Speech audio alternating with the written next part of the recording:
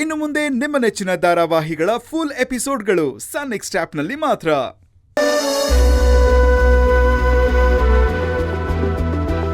ಅಮ್ಮ ಸ್ನೇಹ, ನೋಡಮ್ಮ, ನನಗೆ ನೀನು ಬೇರೆ ಅಲ್ಲ, ನನ್ನ ಮಗಳು ಬೇರೆ ಅಲ್ಲ. ಆಗಿದ್ದೆಲ್ಲ ಒಂದು ಕೆಟ್ಟ ಕನಸು ಅಂತ ಮರ್ತು ಬಿಡಮ್ಮ. ನಮ್ಮೆಲ್ಲರೂ ಜೀವನದಲ್ಲೂ ಈ ಸಮಸ್ಯೆ ಅನ್ನೋದಕ್ಕೆ ಈ ಮರುವು ಅನ್ನೋದಿದೆಯಲ್ಲ, ಅದು ನಿಜವಾದ ಔಷಧಿ ಕಣಮ್ಮ. ಇದರಲ್ಲಿ ನಿನ್ ತಪ್ಪೇನೂ ಇಲ್ಲ. ಆ ಕ್ಷಣದ ತಾಕ್ಲಾಟ.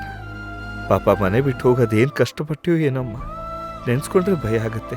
ಪಾಪ ನಿಮ್ಮ ತಾಯಿ ಅದೆಷ್ಟು ಒದ್ದಾಡ್ತಿರ್ತಾರೋ ಏನೋ. ನೀನು ಸಿಕ್ಕಿರೋ ವಿಷಯ ಹೇಳಿದ್ರೆ ಸ್ವಲ್ಪ ಸಮಾಧಾನ ಆಗುತ್ತೆ ಅವ್ರಿಗೂ. ಹಾ ಇರಮ್ಮ, ಈಗಲೇ ಫೋನ್ ಮಾಡಿ ಹೇಳ್ಬಿಡ್ತೀನಿ. ಬೇಡ ಮಾವ, ಅಮ್ಮನಿಗೆ ಫೋನ್ ಮಾಡಕ್ ಹೋಗ್ಬೇಡಿ. ನಾನು ಸಿಕ್ಕಿರೋ ವಿಷಯ ಅಮ್ಮಂಗೆ ಗೊತ್ತಾಗದ್ ಬೇಡ. ಅಲ್ಲಮ್ಮ, ತಾಯಿ ಸಂಕಟ ಏನು ಅನ್ನೋದನ್ನ ನಾನೇನು ಹೊಸದಾಗಿ ನಿಂಗೆ ವಿವರಿಸ್ಬೇಕೆ?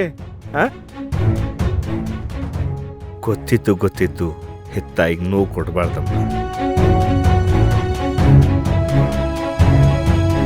ಹೋಗು, ಮೊದಲು ಕೈಕಾಲು ತೊಳ್ಕೊಂಬ. ಭುವಿ, ಸ್ನೇಹಂಗೆ ಊಟ ಕಿಡಮ್ಮ.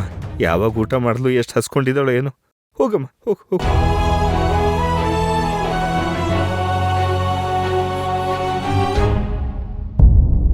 ಯಾಕಮ್ಮ ಮೀನಮೇಷ ಎಣಿಸ್ತಿದ್ಯಾ? ನೋಡಮ್ಮ, ಈ ಮನೆ ಯಾವತ್ತೂ ತನ್ನ ವೈರಿಗಳಿಗೂ ಕೆಟ್ಟದ್ ಬಯಸಿಲ್ಲ.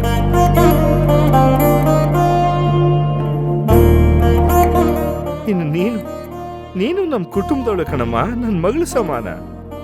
ನಿನಗ್ ನೋವು ಅನ್ಯಾಯ ಆಗೋದಕ್ಕೆ ಬಿಡುತ್ತೇನಮ್ಮ ಈ ಮನೆ?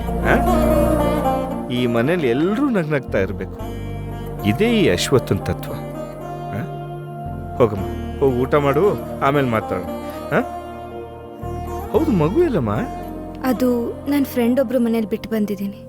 ಸರಿ ಸರಿ, ಹೋಗು. ಸ್ನೇಹ,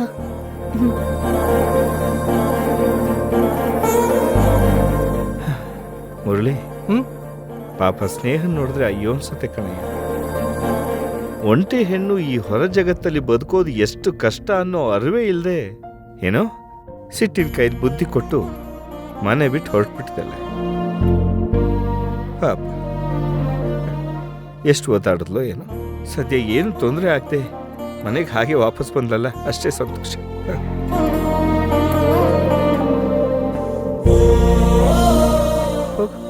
ಸರಿ ಬಾಬು.